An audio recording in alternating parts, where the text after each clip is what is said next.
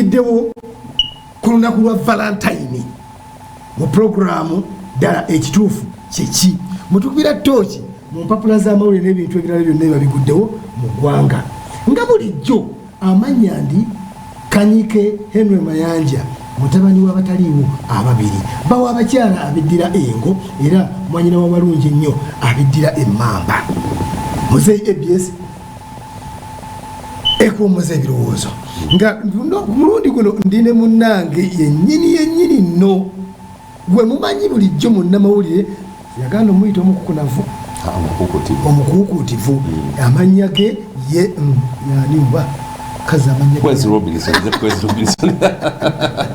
seba amangu ago nirabidde amangu ago nkwerabidde kojja kujjawo omulamba Kwezi Robinson ng'olunaku olwaleero programu eno tugenda kutambulira mu bintu ebikulu nga tuli mu lupapula lw'amawulire oluyitibwa Ono Bwino alina eggulu eryakubye ne tugamba nti tulina oddikuba mu ttooki nga liga nti lwaki bakatikiro ba Buganda olukwata ddamula basooka kwegaggawaza so nga ate munnaffe eri Looya Mayanja ye n'aleeta Bwino ng'alaga nti Kadaga byakoledde Busoga biyitirivu awo nno tugenda kubawo ttooki kakati netukuba ttooki ddabannanga bubaka ba palamenti bwogenda mu palamenti naye nga baavu bulala ate nga bakabatwawo baba bangi okufa obufi batubidde mabanja bakaba palamenti ekituufu kyekyo ekiri awo netwebuuza tujja kuba mu ttooki era mu lupapula lwemu mwafulumiddemu munnamagye yakubye amasasi ku Kaleerwe nga twebuuza nti bizeemu awo nawo naye munnamagye yagambye tebinaddamu katiawona tujja kuba kati awonna tujja kuba mutoki naye nga tetundatuuka ebyonna olwali lwakutaano nga bulijjo okusaba gwe kuli bulungi nnyo okusaba tugenda mu maaso n'okusaba kwa buli Friday era omusumba Yiga mwali mulungi nnyo yagenda okukulembera okusabisa kwa leero ate ku Sunday omusumba Yiga agaleeta akasanirira mu nviirizo kaleero mbadde niranidde akaleero akasanirizo jangu n'akasanirizo akasanirira mu nviirizo olabe ekyamagiro ekigenda ffe abatakyasanirira mu mitwe tusala bubumba tugenda kuliyita tunaleeta tawulo tulete bulasi toleta bulasi gwe funa akasanirizo oyise mutwe goboti obenga asanira gwoka mutwalira wakati Mayanja mu butuufu nibuka bakasanirizo kakyakayita mu nviirizo ezo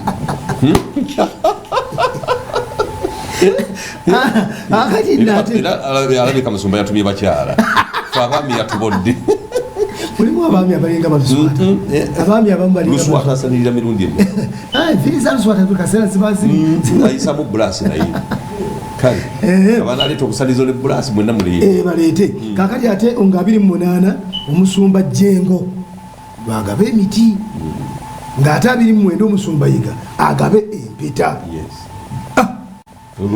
olulugwe kakati abantu yongera bakakasa abantu abaliyo naddala bamulago Theatre Kings abakulaba besunga bagamba musajja oyo member to be parliament MP to be tumulaba nendowooza akantu kaffe bakakase nti mwezi gwa musanvu batwale abamulago Theatre Kings omanyi mwe mukyasinza okuzannya omuzannyo ogwankwata omubabiro nayina edduuka eritunde by'amasannyalaze wakiso naye olunaku lumu sente ze nakola mu muzannyo mwe bananyinimu temwazikola mwebale kwewaana kakati nno Mulago Theatre Kings kunaku abafika bategeeza mwenna abafika ku lw'omukaaga mu auditions ezaaliwo bazijja kuddibwamu ku lunaku lwa Sunday bezidibwamu essaawa 4 ekifo twakikyusizaamu ekifo kyakaluubirira abantu mu katale tebakitegera kati bali ku main wali ku DB9 ku Kaleerwe awo DB9 ng'ogayaza road awo wetuli kukuba wajja kulaba bulungi kuba olungi we bali ne ku Gregs wabadde munda kakati ku Sunday essaawa 4 ziddibwamu tulyoke tulabe tugende wakusaba keera mu service esooka obeeye kawungeezi tugende Bukuyanga tuli banywevu tuggumidde kweze tumubuzeeko ebyo tubeetaaga nnyo tugende Bukuyanga tuggumidde Mulago Theatre Kings bwobanga oyina kyoyagala okumanya oyinza okuba ku ssimu zino wammanga 078 7 15 14 7 oba 070 0 45 11 7 azibaddemu nzibadde mbadde nga kati oli abadde tannawa kwetegeka kwata simu yo kakati omukulu kweza agambye okuba atwetaaga Bukuyanga tuli banywevu agambye abagenda mu audition ng'oyagala okumanya ebisingako wano okumanya ebisinga obungi oyinza okukuba ku ssimu zino wammanga 0 7 8 7 15 14 7 oba 0 7 0 0 41 15 7 kiraba si mutwe kiki olina stress nze musumba ayiga nja kumusaba asooka kutwaleko mu kaluma ka counseling akutereeze ojja kuvayo ngoli fresh naye musiba ne stress ne musula ne stress sikumanyi nnyo nkulaba bulabi mu maaso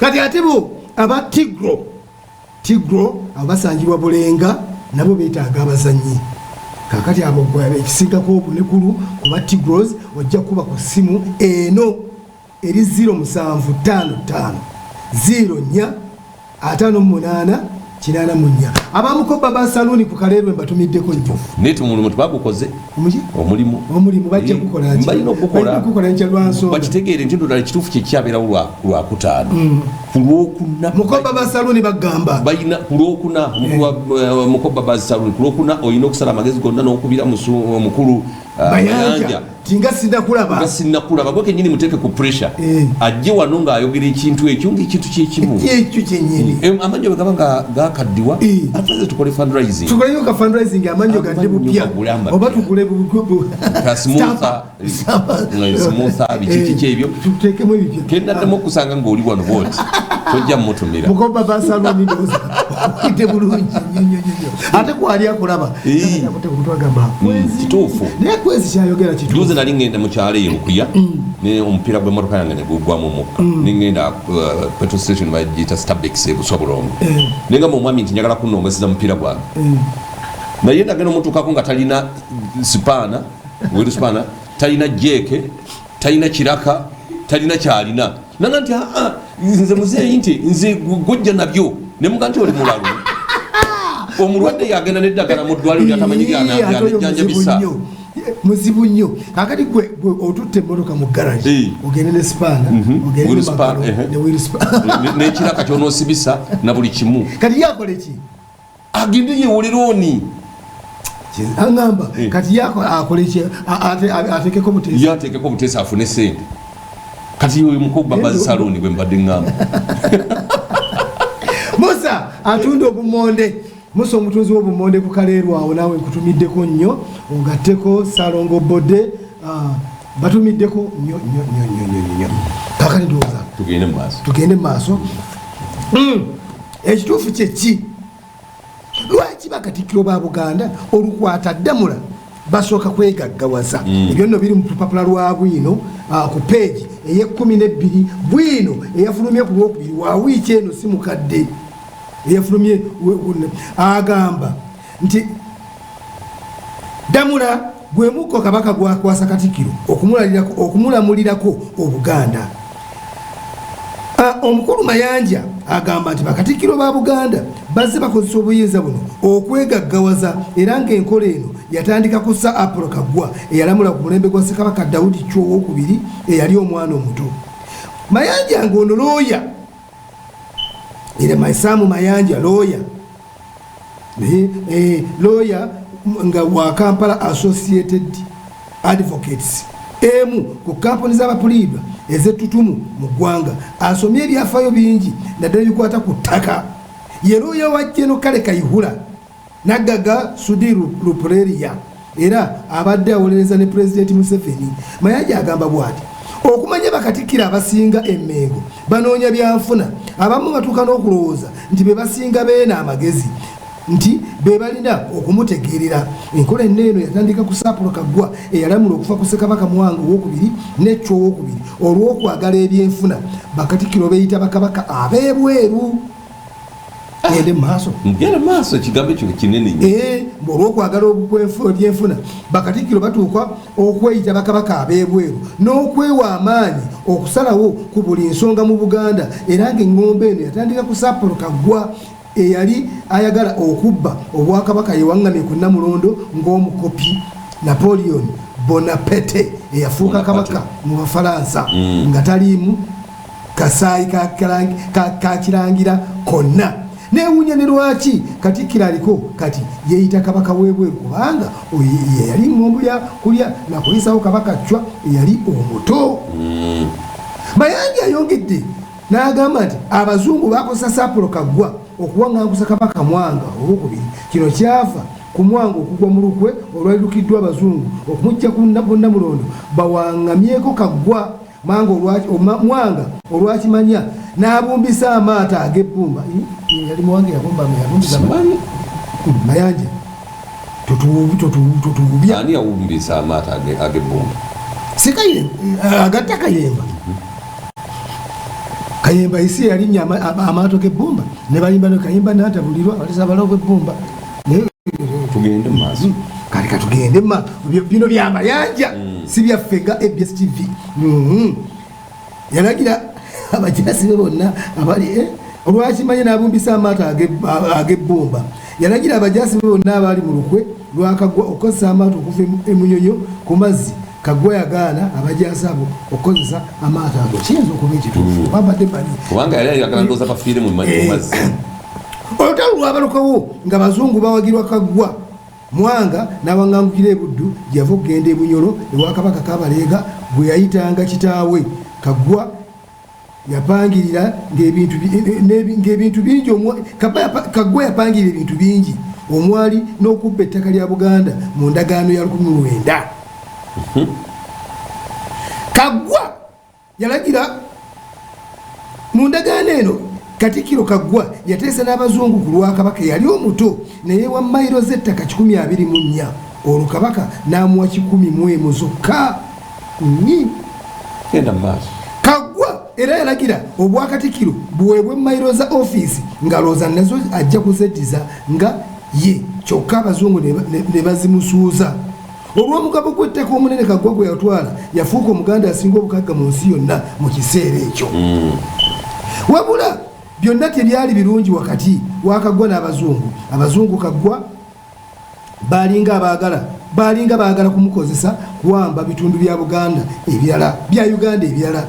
Baagaziya Buganda okufa ku masaza 3 ne bawamba Ssese, Kabula, Buluuli, Buddu, Mawogola n'amalala. Baagala okugatuuma First Province. Wabula Kaggwa n'agaana erinnya eryo ng'agamba nti wonna walina kuyitibwa Buganda. Ng'ababuulizi b'enjiri abapoto be baamatiza Gavana Sir Harry Johnson akkiriza Kaggwa kye yali ayagala kubanga baali bakyamwetaaga okwongera okuwamba Buganda. Gavana yakkiriza era Kaggwa n'asanyuka nnyo n'ayamba abazungu okwagala okugaziya Buganda. Mu ssanyu eryo Saapulo Kaggwa yalya mu Mwanga owookubiri olukwe okusinziira ku looya Mayanja n'akkiriza okugenda okumukwata mu buwaŋŋanguse nga mu Buganda bamaze okuteekako Daudi Chwa ku Namulondo. Mwanga olwawulira nti mu Buganda bataddeko omwana we omuto n'agamba nti obwakabaka bukomye ku nze, ensi tekyalina mukulembeze. Mayanja yagambye nti Kaggwa okukwata Mwanga yagenda ne Semeika Kungulu. Kaggwa kennyini yakwata kabaka Mwanga ate Kakungulu n'akwata Kabaleega. Kaggwa ne Kakungulu balina emmundu z'abazungu ez'amaanyi okusinga basajja ba Mwanga ne Kabaleega. Mwanga bwe yatuusibwa Mengo teyakkirizibwa na kusala ku ttaka lya Buganda nga Gavana Johnson bamumatiza nti nga bwe waliwo kabaka ate bakabaka tebabeerawo babiri mu Buganda.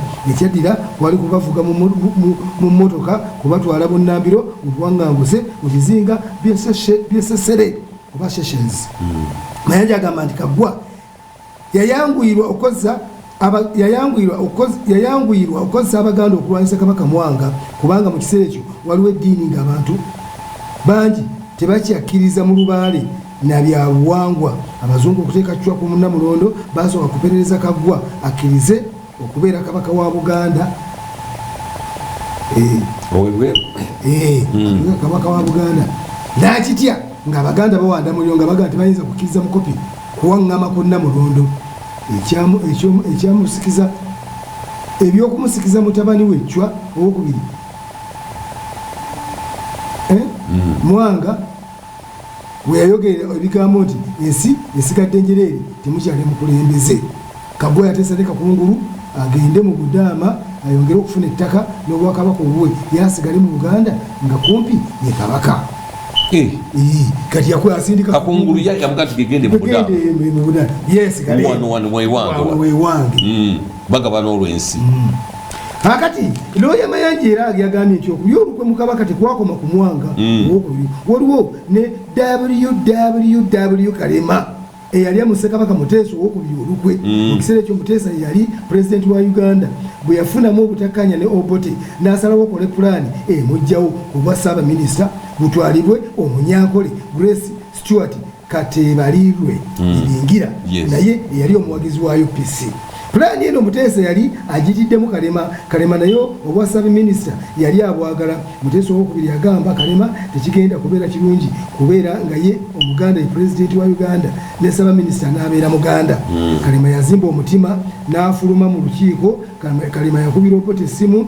Obote yali mwakyoli n'amugamba nga bwe bamwetaaga bonna mbiro amubulira akawunvu n'akagga ku lukwe lwa Muteesa owokubiri lwe yali aluse okumujja mu ntebe. Kalema yawa Obote amagezi obutayita kaluma nti kubanga we waali wategeddwa amagye aganamukwata ng'ensenene. Obote yakubira essimu Adoko ne John yali akulira ekitongole ky'ekikesi n'amuweereza ennyonyi eyamujja mwakyoli n'emusuula entebe. We yava n'asinkana Kalema Ekkololo mu kafuba ak'ekyama. Enkeera Obote yayita Parliamenti yakwatirawo baminisita 5 abagambibwa okubeera nga bali mu lukwe okumusuuza entebe. Obote era yalagira Parliamenti okujja mu Pulezidenti Muteesa obwesige.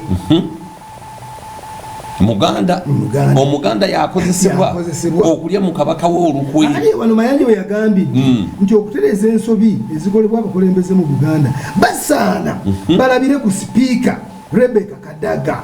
Yagambye abasoga banne bangi yayambye basoga banne bangi okufuna ebifo eby'amaanyi mu gavumenti. Kyokka ate Mmengo olumu erwanyisa Abaganda abandi badde bayitamu okugenda mu maaso naddala bwe babeera bo tebalina we bafunira butereevu kuva mu Baganda abo. Kyekyo Mayanja era yasabye Beene ayongere okukuba ttooki mu kitongole kye eky'ettaka ekya Buganda Land Board n'agamba nti kirimu ebirumira ebinyigiriza Abaganda ku ttaka so nga ettaka eryo lya Buganda. Kyekyo kakati nga tugenda mu kuwummula tugenda kudda n'ensonga ezo.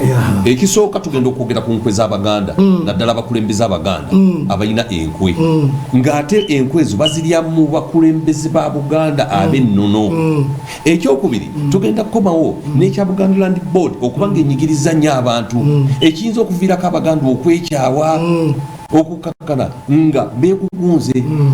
Waliwo Kabaka Abaganda gwe batwalako entyaga ne bamujja mu ntebe akati bamutwala mu ntebe bamutwala kaguddeyo ng'Abaganda banyigiriziddwa nnyo ekisukkiridde. Abaganda abali e Makindi abo bangi nnyo babatutteko ettaka lyabwe babatutteko amayumba gaabwe ku liizi. Olowooza bawulira batyanga mu Baganda. Abaganda bangi nnyo balidde mu Baganda bannaabwe enkwe nga babawaayo. Kyova olaba nti nno ne Beene Kiwanuka teyasobola kulya bwa Ssaabaminisita kubanga Baganda bannaabwe babalyamu olukwe. Bagamba nti okuwagira Beene mpagira Obote. Kayimba ako kaliwo nti okuwagira Beene mpagira Obote. Obote ne bamutuuma n'erinnya erya Bwete. Weebale nnyo olwa Muganda wazizza. Juzi David Tinyefunza bwe yasoboka namu ne Museveni olwo ayambadde ne kanzu azze Mmengo ab'Emmengo bamwaniriza. Abantu balina okwegendereza obutayingiza abantu bali bankwe. Abaganda Katikkiro ayina okumanya nti nno enkwe zirina kukoma bbali bwe tuba nga tukolera Buganda okukulaakulana enkwe ziggwewo okweyagaliza kuggwewo okwegaggawaza kuggwewo bw'olaba minisita ali emmengo eyo ali mu kitongole kya Buganda Land Board n'omuga kakati mu kiseera kino vaayo ayinza n'okufa bw'ogamba nti Katikkiro essaawa eno bamukyuse oyinza okuwulira okuloma kubanga ye Katikkiro ndowooza asinze ng'ozejjeeko sa Apollo Kaggwa ndowooza yasinze okufuna ettofaali katukomewo n'ekitundu kyaffe ekyokuli tulabe tukube tooki mu nsonga eyo tulabe ddala ekituufu kyeki ddala katusooke tuwummulemu n'oluvannyuma tukomewo tukubaganye ebirowoozo ku Bakatikkiro abeegaggawaza enkwe za Buganda n'ekitongole kya Buganda Land Board.